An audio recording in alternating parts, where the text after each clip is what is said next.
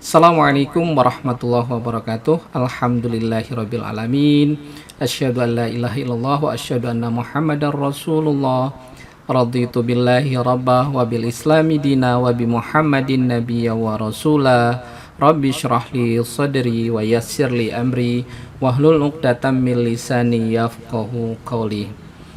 Apa kabarnya semua? Semoga Anda semua dalam keadaan sehat walafiat, selalu mendapat rezeki yang barokah, serta keluarga Anda, ayah, ibu, dan saudara Anda semua di mana saja Anda berada. Eh, Rasa syukur tidak terhingga ya bahwa kesempatan ini kita akan melanjutkan pembahasan kita tentang manajemen ternak perah. Dalam kesempatan ini kita akan membahas tentang manajemen reproduksi sapi perah.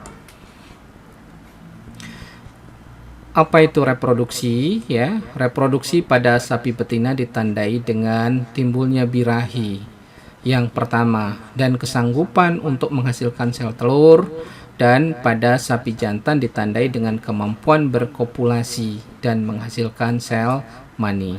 Ya, jadi pada kesempatan ini kita akan bahas ya, bukan kita membahas hal yang maaf ya, bahasanya agak-agak ke sana, dan ini kita bahas secara ilmiah ya, terutama secara teknis nanti di dalam mengelola reproduksi di sapi perah ya, bagaimana mendeteksi birahinya dan lain-lain atau tanda-tandanya yang muncul. Nah, bagaimana kita mengusahakan efisiensi reproduksi sangat penting dalam manajemen sapi perah ya.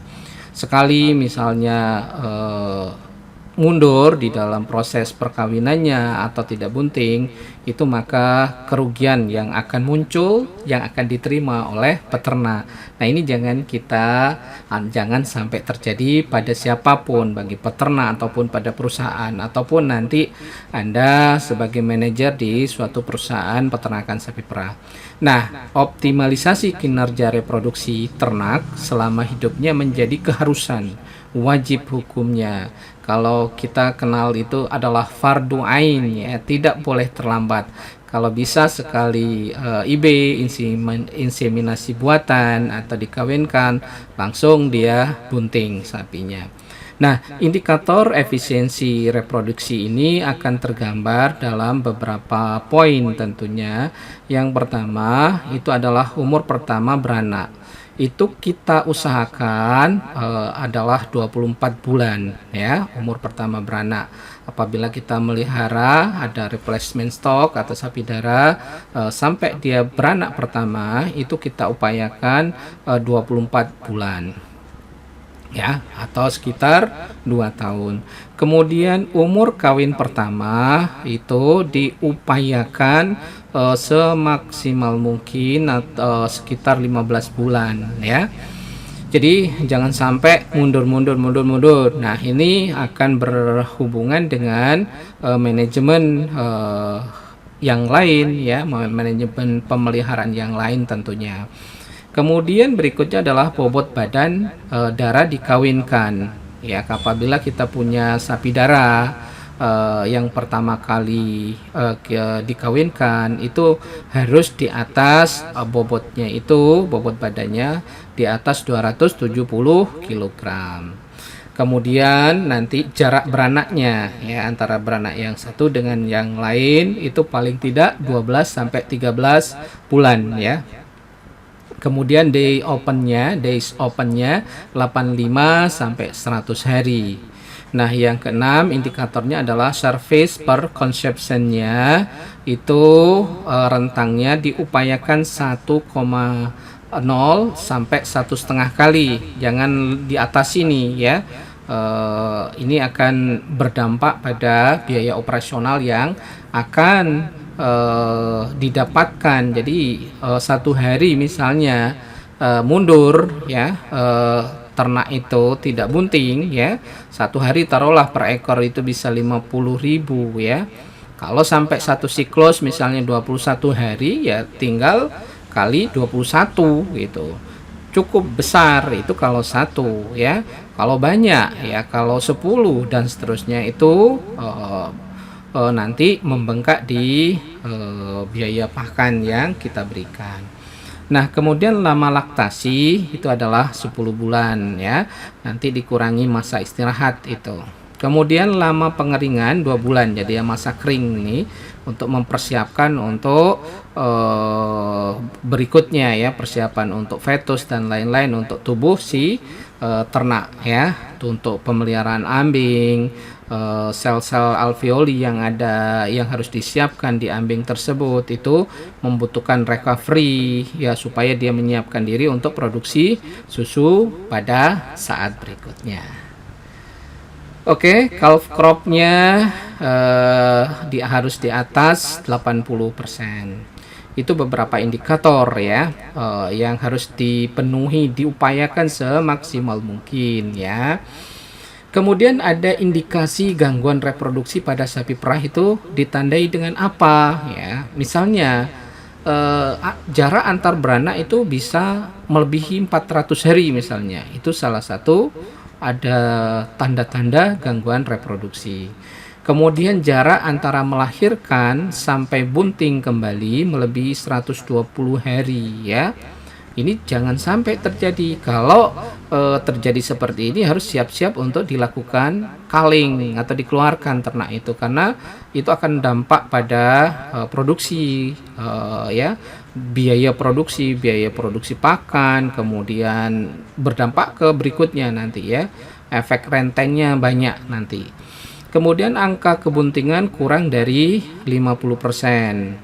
Kemudian rata-rata jumlah perkawinan per kebuntingan lebih besar dari 2. Nah, jumlah induk sapi yang lebih dari 3 kali IB untuk terjadinya kebuntingan itu melebihi 30% ya. Diupayakan ya, makanya ada strategi nanti yang harus dilakukan bagaimana supaya tidak terjadi kemunduran atau keterlambatan di dalam proses kebuntingan ini. Nah, masa birahi dan inseminasi buatan kita bahas ya, karena ini adalah titik tolaknya. Kita menginginkan jangan sampai terjadi terlambat atau sampai di IB 2 kali atau 3 kali. Ada beberapa hal yang mungkin harus dipahami oleh semuanya, oleh peternak atau kita yang bergerak di kalangan akademis, Anda nanti yang belajar memang di dunia peternakan ini. Ya, yang perlu diperhatikan adalah periode birahi rata-rata sapi betina itu 21 hari sekali ya. Tetapi ada pula sapi-sapi yang periode birahinya itu bervariasi antara 17 sampai 26 hari. Nah, ini harus Anda pahami juga ya. Kemudian lama birahi ini berlangsung tidak terlalu lama, 6 sampai 36 jam dengan rata-rata 18 jam untuk sapi betina dewasa dan 15 jam untuk sapi darah. Jadi sapi darah akan lebih cepat. Nah, ini akan berhubungan dengan bagaimana si peternak ataupun yang mendeteksi birahi itu harus paham sekali, harus mahir di dalam mendeteksi ini ya. Jadi tidak terlalu lama ya. Ini yang harus diperhatikan. Nah, bagaimana kalau misalnya dikawinkan atau di IB setelah jam-jam atau masa birahi ini ya, kemungkinan tidak buntingnya itu besar sekali ya. Atau ini ada istilah ya,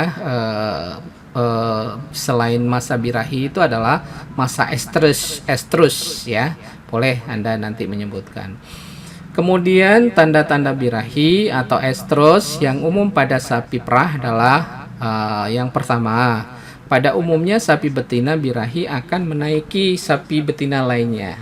Dia iseng menaiki sapi betina lainnya ya. Kemudian sapi gelisah dan berjalan ke sana kemari ya. Pada misalnya kalau kandang koloni kan biasanya kan tidak ditaruh pejantan, jadi biasanya betina semua. Nah, sapi betina ini menaiki betina lainnya. Nah, itu salah satu tanda dia gelisah dan berjalan ke sana kemari. Kemudian yang ketiga, keluar cairan yang kental, jernih dan berkaca-kaca keluar dari alat kelaminnya. Kemudian kemaluannya atau bagian vulvanya berwarna merah, bengkak, dan kalau disentuh dengan tangan itu lebih hangat. Nah, ini tanda-tanda yang bisa atau kita edukasi ke siapapun, peternak ataupun bagian yang mendeteksi birahi. Nah, pada perusahaan yang besar biasanya sudah disiapkan entah dokter hewan atau tenaga terlatih yang memang tugasnya untuk mendeteksi sapi atau ternak-ternak itu birahi, kemudian ditandai dengan ya semacam pewarna ya, bahwa itu harus siap dan langsung dikawinkan atau di IB. Nah, pada sapi muda yang sehat dan normal akan menunjukkan perubahan pada beberapa anggota badannya. Terutama yang paling menonjol itu adalah perubahan pada tingkah laku ya. Apabila sapi tersebut dalam keadaan birahi atau estrus atau ingin kawin ya. Itu beberapa tanda. Nah, ini ada inovasi di beberapa ya kalangan, terutama di Jawa ataupun penyuluh ataupun di kalangan perguruan tinggi, untuk memudahkan ya para peternak mengingat tanda-tanda birahi seperti apa, dan mungkin akan berbeda ya dari di tempat lain. Nah, ini diambil contoh untuk memudahkan ya, seperti jembatan keldai ya. Untuk dapat mengetahui keadaan sapi yang sedang birahi itu berpedoman pada 5A misalnya. Kan gampang 5A ya. Tapi istilahnya ini memang istilah Jawa. Tapi mungkin di tempat lain atau di mana bisa menyesuaikan gitu. 4A itu apa? Abang, bukan abang kakak ya. Ini abang atau merah, abang. Kalau di Jawa. Kemudian abuh itu bengkak ya, bengkak kalau di Jawa. Kemudian anget itu hangat ya, hampir sama ini. Kemudian ayit itu bagian vulvanya, bagian kelaminnya itu berlendir, ada keluar lendir, putih, bening. Kemudian yang kelima itu angot atau kumat, sering teriak-teriak ya. Nah, abang ini ya kita jelaskan satu persatu. Pada sapi dalam keadaan birahi atau estrus, alat kelaminnya tampak lebih besar. Dan apabila dibuka terlihat berwarna merah, lebih merah dari keadaan biasanya. Nah, yang kedua yang untuk mengingatkan para peternak ataupun siapapun untuk mendeteksi birahi itu adalah abuh. Abuh itu tanda berikutnya adalah alat kelamin bagian luar akan tampak lebih besar dari keadaan biasa. Untuk mengetahui hal tersebut, maka dianjurkan ya agar sering mengamati keadaan alat kelamin bagian luar tersebut, diamati, diperhatikan, dan ini dibutuhkan tadi tenaga terlatih, tenaga terlampil ya, yang bisa mendeteksi ini. Nah, kemudian anget. Anget ini apabila alat kelamin bagian luar yang nampak abang abuh tersebut kita raba dengan punggung telapak tangan kita atau telapak tangan Anda akan terasa lebih hangat gitu ya, dibanding ini, bukan hangat-hangat panas seperti ini. Kemudian yang berikutnya adalah ayit. Lendir di sini adalah ciri khas dari cairan yang keluar dari alat kelamin sapi yang birahi atau estrus atau minta kawin.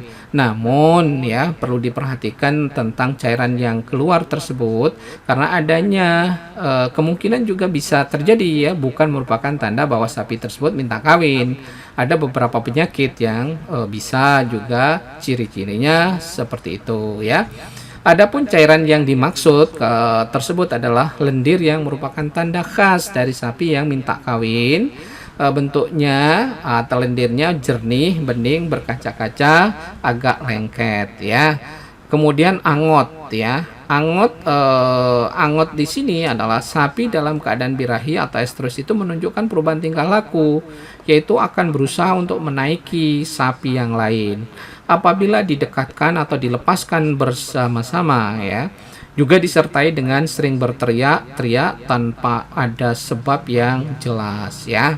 Misalnya pakan padahal sudah dikasih makan, masih saja gelisah dia ya. Nah, agar dalam menentukan tanda-tanda tersebut lebih tepat, diperlukan sekali pengalaman, nih ya, sekali lagi pengalaman dan berusaha lebih sering untuk memperhatikan perubahan-perubahan tersebut. Nah, tanda-tandanya sapi yang estrus ini atau birahi akan berulang kembali setelah 18 sampai 24 hari. Jadi kalau lewat satu siklus maka ya bisa dibayangkan 18 sampai 24 hari kita menanggung pakan ya yang percuma gitu nantinya ya. Atau rata-rata 21 hari sekali ya, rataannya 21 hari. Nah, apabila mengetahui perubahan tersebut segera dicatat atau ditandai dan dilaporkan kepada petugas inseminator ya. Kalau pejantan, ya kasih pejantan untuk dikawinkan ya. Kemudian umumnya untuk setiap kali birahi akan berlangsung 3 sampai 36 jam ya atau rata-rata sekitar 18 jam.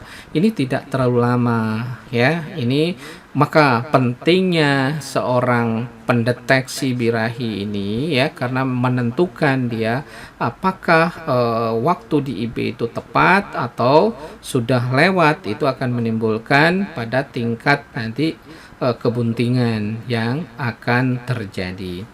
Nah, secara tidak langsung kemajuan peternakan sapi perah ditentukan oleh ketepatan dalam menentukan birahi ini ya. Oleh sebab itu apabila birahi dapat diketahui dengan tepat dan pasti, maka pelaksanaan IB dapat dilakukan dengan baik dan tepat pula ya.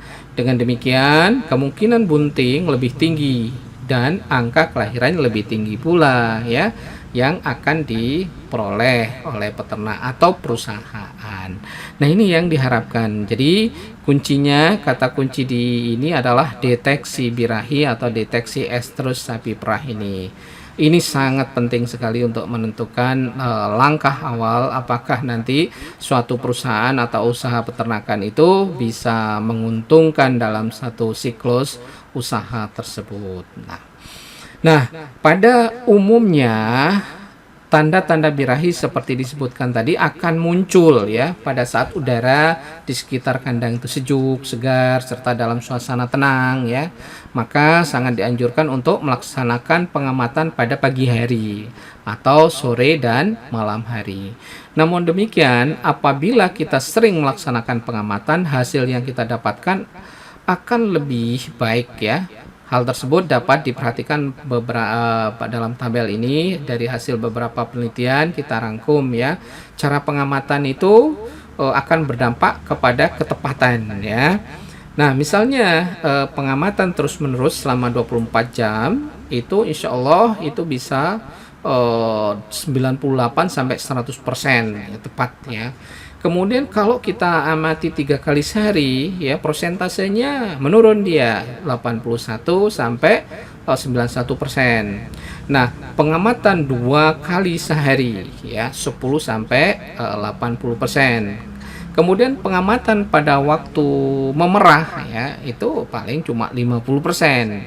Nah, pengamatan dengan pejantan, nah ini yang lumayan valid ini karena jantan itu punya indera penciuman, dia bisa mendeteksi feromon ya yang ada di sapi betina yang lagi estrus ini. Jadi dia akan menunjukkan ketepatan yang tinggi sama dengan 24 jam lah tadi ya, 98 sampai 100% ya. Kemudian waktu yang tepat untuk mengawinkan ya. Pada saat kapan gitu ya. Mengingat masa birahi itu sangat terbatas waktunya dan berhasil atau tidaknya perkawinan sangat tergantung pada ketepatan pemindahan mani atau sperma kepada alat kelamin betina. Maka sangat penting menentukan waktu perkawinan yang tepat ya. Saat yang paling baik untuk melakukan perkawinan sapi yang minta kawin adalah pada saat sapi tersebut menunjukkan tanda-tanda perubahan tingkah laku birahi sampai dengan plus minus 6 jam sesudah tanda-tanda birahi itu lenyap ya. Sebelum ya plus minus 6 jam sebelum tanda-tanda birahi itu lenyap. Nah, kemudian berikutnya adalah pengamatan birahi kembali setelah sapi dikawinkan. Ya, seperti kita ketahui bahwa ada beberapa faktor yang mempengaruhi keberhasilan pelaksanaan perkawinan ini. Ini berarti bahwa apabila sapi sudah dikawinkan, tidaklah berarti bahwa sapi tersebut pasti bunting. Ingat ya. Karena hal tersebut perlu kita lakukan tindakan pengontrolan ulang, ya, yaitu dengan mengamati tanda-tanda birahi pada 21 hari kemudian. Jadi untuk diamati lagi ya. Kemudian peternak atau petugas teknis sapi perah harus mengetahui tanda-tanda birahi atau estrus tersebut karena sangat penting dalam penentuan waktu perkawinan yang tepat keberhasilan inseminasi buatan ini, sehingga diharapkan setahun sekali sapinya harus beranak. Ya, logikanya kalau beranak kita pasti akan mendapatkan produksi susu nanti. Tapi kalau tidak beranak ya tidak dapat ya. Jadi sapi kalau kita pengen menghasilkan susu itu sapinya harus beranak dulu. Tidak mungkin ya kita sapi tidak beranak kemudian kita perah ya. Hal ini sangat penting untuk menjamin bibit sapi perah dan produksi susu. Ada pula ya sapi-sapi mempunyai sifat birahi yang diam, silent heat. Ini yang agak menyulitkan ya. Dia tidak memberikan tanda-tanda tapi dia birahi. Sehingga pada saat birahi tidak menunjukkan gejala-gejala birahi yang jelas ini. Ini benar-benar silent ya. Hal ini tentu akan menyulitkan peternak atau petugas teknis ya, terutama untuk mendeteksi silent heat ini. Nah, maka inilah pentingnya dilakukan pencatatan reproduksi, recording untuk reproduksinya pada ternak. Jadi dengan adanya recording, pencatatan, maka kita bisa prediksi si A, Madonna misalnya, si siapa lagi, so, ya. Itu akan ketahuan biasanya. Maaf ini ya, bukan mendiskreditkan nama orang. Memang biasanya peternak atau di perusahaan itu dikasih label dia untuk lucu-lucuan. Kadang-kadang para peternak itu ngasih nama orang-orang yang terkenal gitu ya, untuk lucu-lucuan mereka supaya intinya adalah supaya bisa ada tandanya. Dan dilakukan sterility kontrol atau kontrol kasus reproduksi oleh dokter hewan untuk penanganan lebih lanjut kalau ada memang butuh treatment khusus ya untuk yang silent heat ini. Inilah pentingnya recording tadi, ada punya catatan riwayat ternak tersebut. Kemudian sapi baru beranak dapat dikawinkan plus minus 60 hari setelah beranak dan diusahakan tidak melebihi 90 hari setelah beranak. Upaya maksimal itu ya, jadi tidak boleh melebihi dari 3 bulan ya, tetapi yang baik adalah sekitar 60 hari setelah beranak. Oke, kita lanjutkan. Beberapa faktor yang mempengaruhi keberhasilan inseminasi buatan diantaranya adalah kondisi betina meliputi kesehatan dan anatomi organ reproduksi, body condition score BCS, lingkungan dan pakan, ektoparasit dan endoparasit. Kemudian spermatozoa ya, dilihat dari total spermanya yang motil ya, persentase motilitas dan konsentrasinya. Nah, biasanya kalau menggunakan straw IB itu sudah disiapkan sedemikian rupa bibit unggulnya dengan kategori khusus oleh ini ya, lembaga ya, lembaga yang memang ditugasi khusus untuk menyiapkan straw untuk IB ini. Nah, ketepatan waktu IB itu juga menentukan atau siklus birahinya. Kemudian penempatan positioning ya pada IB tepat sesuai dengan ini ya, tepat di depan serviks ya, plus minus sekitar 3 cm. Nah, ini juga inseminator ini perlu keahlian khusus ya.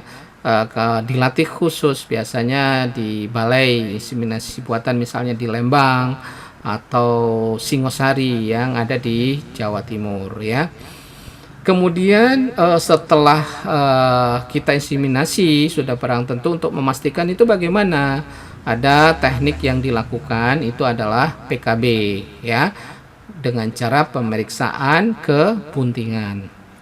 Jadi, suatu pemeriksaan kebuntingan secara tepat dan dini, sangat penting bagi program pemuliabiakan ternak terutama ya. Kemudian kesanggupan untuk menentukan kebuntingan secara tepat dan dini perlu dimiliki, misalnya oleh seorang dokter hewan, eee, terutama yang bergerak di lapangan atau, pemeriksa kebuntingan. Nah, apakah kita yang bergerak di bidang peternakan atau sarjana peternakan bisa PKB? Ya bisa, tapi harus melakukan pelatihan khusus ya, dilatih secara khusus, karena tidak sembarang kita mendeteksi itu. Ya, dengan cara melakukan palpasi perektal melalui rektal terhadap uterus dan isinya, merupakan cara paling praktis dan tepat untuk menentukan kebuntingan pada sapi. Nah, orientasi atomik dan prosedur pemeriksaan tepat merupakan, dasar keberhasilan pemeriksaan kebuntingan per rektal. Kemudian diagnosa memakai metode ini dapat dilakukan paling cepat 35 hari sesudah inseminasi ya. Ketepatan di atas 95% dan dapat diperoleh sesudah 60 hari pada, masa kebuntingan. Nah, Pak, bagaimana kalau misalnya kita menggunakan alat? Ya, bisa juga menggunakan alat seperti manusia, tapi, biayanya mahal. Misalnya menggunakan USG yang, bisa digunakan untuk ternak atau hewan.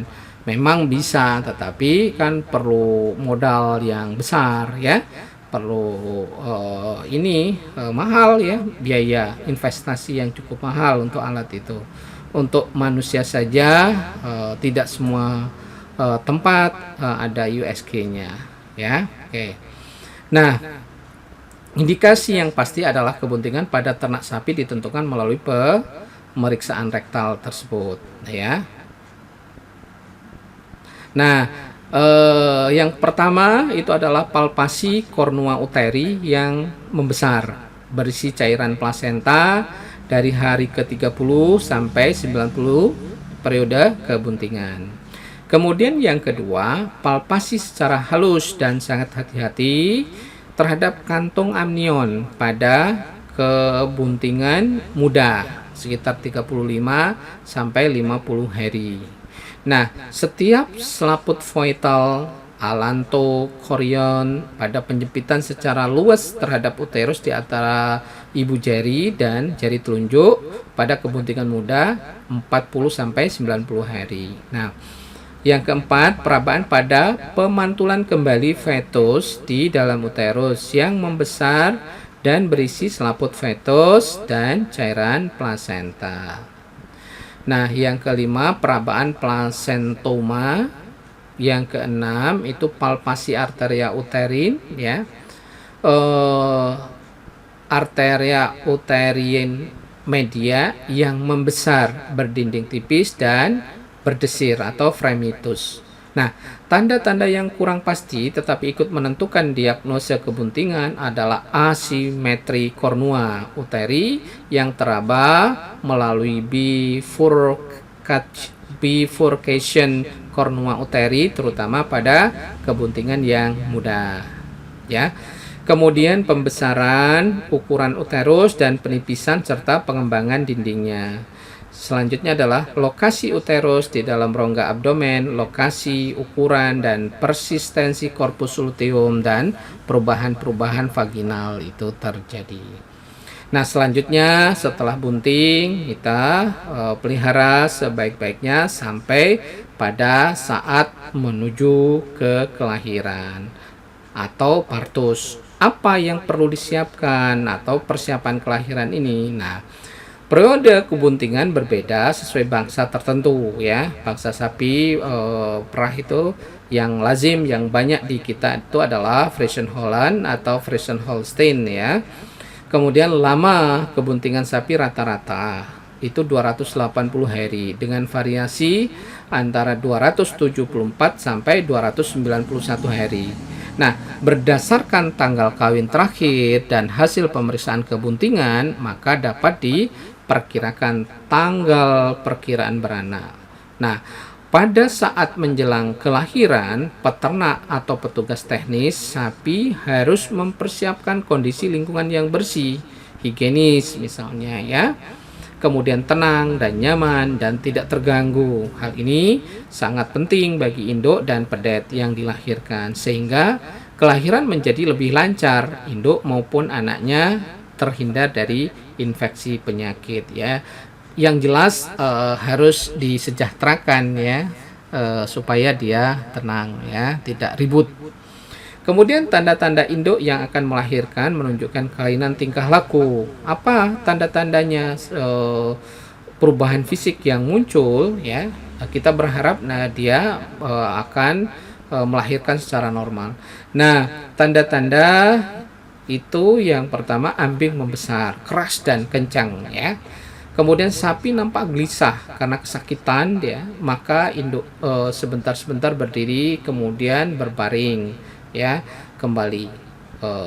Mungkin sudah mulai ada kontraksi di uterusnya untuk proses mengeluarkan fetus tersebut ya. Kemudian sapi sering kencing dia, sering kencing. Kemudian sapi belakang sulit digerakkan, kaki belakang maaf. Kaki belakangnya sulit digerakkan dan posisi kedua kaki tersebut terbuka agak keluar. Nah, selanjutnya tanda-tandanya mau partus ini atau mau melahirkan ini adalah bibir kemaluan menjadi membesar ya. Kemudian tubuh sapi tersebut tampak memanjang, sedangkan perut turun ke bawah ya, sudah mau legok ke bawah dan punggungnya itu ya. Jika puting dipijit, pertama-tama keluar cairan berwarna seperti air kental, kemudian berubah menjadi susu biasa ya. Ada tanda-tanda kolostrum itu susu pertama yang harus diberikan kepada nanti pedet ya, untuk imunitas, untuk ini ya, kekebalan tubuh dari ini, dan itu ada sangat mengandung kandungan gizi yang bagus ya kolostrum itu, dan kita harus berikan kepada pedet tersebut ya. Kolostrum itu gizinya sangat tinggi ya, protein semua kandungannya termasuk mineralnya sangat bagus, vitaminnya juga. Nah, apa faktor-faktor yang mempengaruhi kondisi reproduksi ini? Ini begitu pentingnya reproduksi ini, kita harus tahu apa sih yang bisa menimbulkan masalah kalau kita tidak mengelola reproduksi ini dengan baik. Setiap sapi, terutama sapi perah betina, memiliki 3 kemungkinan status reproduksinya, yaitu pada kondisi kesuburan normal ya. Yang kedua itu kondisi kemajiran ringan atau infertil, atau kondisi kemajiran. Kemajiran ini mandul ya, kemandulan yang tetap. Kalau kemandulan tetap ini steril namanya. Kalau yang ringan itu infertil ya. Jadi ini statusnya, bisa dia kesuburannya normal, bisa infertil, dia kemandulan ringan, atau memang benar majir atau mandul yang dikatakan dengan steril. Nah, status reproduksi dipengaruhi oleh banyak faktor. Faktor yang mempengaruhi tersebut reproduksi pada ternak ini yaitu bisa disebabkan oleh hormonal ya. Jika ada gangguan hormon, maka akan dijumpai kasus seperti corpus luteum persisten ya. Kemudian ada kista ovarium atau hipofungsi ovariumnya ya. Jadi tidak normal jadinya ya. Kemudian yang kedua, pengelolaan ternak. Nah, ini lebih banyak ke manajemen pemeliharaan ya.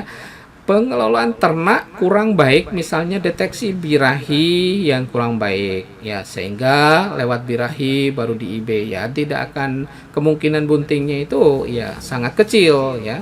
Kemudian pemberian pakan yang kurang, tidak sesuai dengan kebutuhan sapi perahnya, ini juga akan berdampak ya. Ternak di kandang terus, tidak ada exercise, tidak ada olahraga, sehingga metabolisme tubuhnya kurang bagus, ini juga berpengaruh.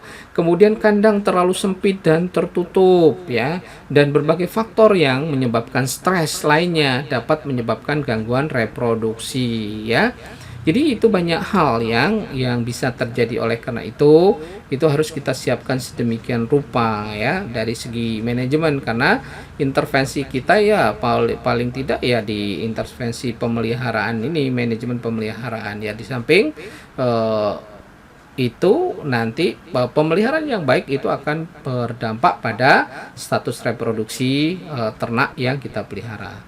Kemudian penyakit kelamin menular. Jika ada ternak yang menderita penyakit kelamin dan menular, maka akan sangat berbahaya dalam suatu kelompok ternak karena akan menyebar dengan cepat. Penyebabnya bisa bermacam-macam, misalnya bakteri, bisa brucellosis, ada fibriosis, kemudian ada leptospirosis, ada listeriosis, dan lain-lain. Kemudian kalau virus ya, bisa infectious bovine rhinotracheitis ya, atau infectious pustular vulvovaginitis, IBR IPV ya, atau bovine viral diarrhea ya. Kemudian BVD, blue tongue, dan epidemis vaginitis atau EPIVAG. Nah, ini semua bisa terjadi. Ada juga infeksi protozoa atau trichomoniasis ya. Kemudian ada juga dipengaruhi oleh infeksi jamur, aspergillosis misalnya. Kemudian ada juga infeksi yang lain termasuk mycoplasma ya. Ini yang terjadi. Kemudian bisa juga kelainan anatomi pada alat kelamin yang bersifat genetik atau menurun ya. Bentuk kelainannya antara lain hipoplasia ovarium misalnya, hipoplasia uterus, kista pada lantai vaginanya, kemudian selaput darah atau himen yang persisten ya, Free Martin, dan lain-lain. Nah, kelainan patologi yang kelima adalah pada alat kelamin, misalnya kelainan patologi pada ovarium dapat berbentuk radang ovarium misalnya, atau tumor yang terjadi pada ovarium sehingga produksi sel telur tidak bisa berjalan dengan normal misalnya ya. Kemudian pada uterus bagaimana? Terjadi endometritis ya, mukometra, hidrometra, macerasi fetus ya, abses misalnya, pembengkakan, perimetritis, pyometra, retensi sekundinarium ya, kemarin sempat kita ini ya bahas juga sedikit. Kemudian terjadi mumifikasi fetusnya ya, involusi uterus yang terlambat, dia tidak bisa mengecil kembali sesuai dengan waktu durasi yang biasanya ya. Misalnya juga bisa juga terjadi tumor uterus. Nah, ini semua akan berdampak pada status reproduksi pada sapi perah. Kemudian pada serviks itu bisa terjadi cervicitis, kemudian abses dan tumor serviks. Nah, sedangkan pada vagina itu misalnya pengaruh vaginitis, abses vagina, hematom, pneumovagina, dan lain-lain. Nah, lingkungan bagaimana? Apakah juga berpengaruh? Ya, lingkungan yang kurang serasi akan mengganggu reproduksi ternak juga. Misalnya kandang yang terlalu panas. Ya, kita tahu yang namanya sapi Friesian Holstein ini kan berasal dari daerah temperate, daerah yang dingin ya.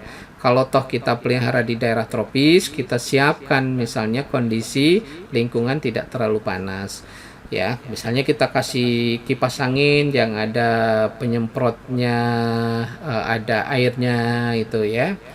Kemudian kita siasati, misalnya kita pelihara ternak perah itu di daerah yang dingin. Itu adalah strategi kita untuk menjaga lingkungan yang nyaman ya, yang sesuai dengan sapi perah kita. Kemudian ternak yang berdesak-desakan dalam kandang, terlalu penuh, terlalu crowded, terlalu banyak dalam satu vlog kandang itu juga bisa mengganggu. Kemudian sanitasi yang kurang baik ya, aliran udara dalam kandang yang kurang lancar dan lain-lain, itu semuanya akan berpengaruh. Nah, berikutnya adalah gangguan reproduksi ya. Gangguan reproduksi itu banyak. Ada beberapa yang kami singgung di sini ya. Yang pertama itu adalah Free Martin. Apa Free Martin? Free Martin adalah anak sapi betina yang mandul, 90% pada kelahiran yang kembar dan betina. Normalnya sapi itu beranak satu ya. Jangan kita lalu gembira, ore kita dapat kembar ya. Ini akan menimbulkan masalah nantinya.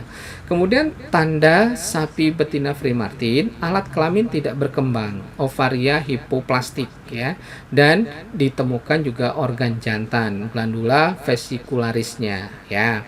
Selain itu sapi betina juga tampak kejantanan ya, bersifat sapi betina kok kejantan-jantanan gitu ya. Ini menunjukkan tanda Free Martin dengan tumbuhnya rambut kasar misalnya di sekitar vulva, pinggul ramping, dan dengan hymen yang persisten. Nah, abnormalitas ini terjadi pada fase organogenesis ya, proses pembentukan organ. Kemungkinan disebabkan oleh migrasi hormon jantan tentunya ya, melalui anastomosis vaskular ke pedet atau betina, dan adanya interseksuality atau kelainan kromosom yang juga bisa terjadi. Nah, sapi betina Free Martin sebaiknya dikeluarkan atau dikal dari peternakan, dikaling ya, karena nantinya tidak akan menghasilkan anak ya, itu. Oke. Kesalahan manajemen atau hipofungsi ya. Faktor manajemen sapi perah berhubungan dengan pakan biasanya, atau nutrisi atau zat gizi ya. Kekurangan nutrisi dalam waktu lama, terutama protein, sangat berdampak pada fungsi organ dan hormon reproduksi ya.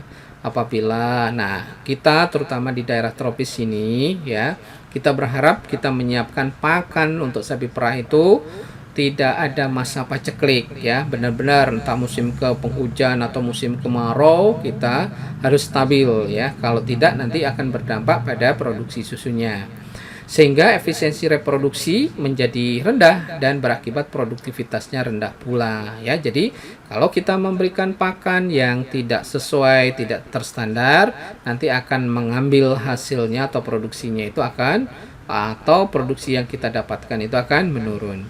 Nah, kekurangan nutrisi akan mempengaruhi hipofise anterior sehingga produksi dan sekresi hormon FSH ya, follicle stimulating hormone, dan LH luteinizing hormone itu menjadi rendah ya.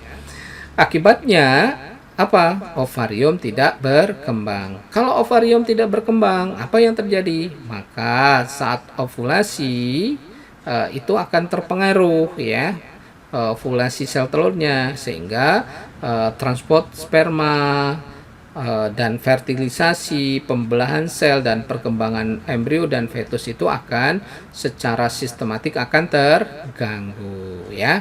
Kita berharap ya, ini yang bisa kita intervensi bagaimanapun ya, titik tolaknya adalah dari pakan ya, sebelum kita kontrol pada reproduksinya.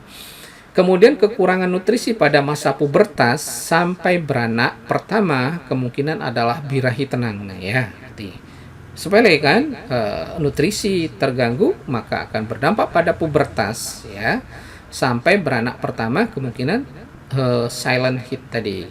Kemudian terjadi kelainan ovulasi sel di dalam produksi sel telur, kemudian gagal konsepsi ya, jadi proses fertilisasinya gagal, kemudian bisa juga terjadi kematian embrio atau fetusnya.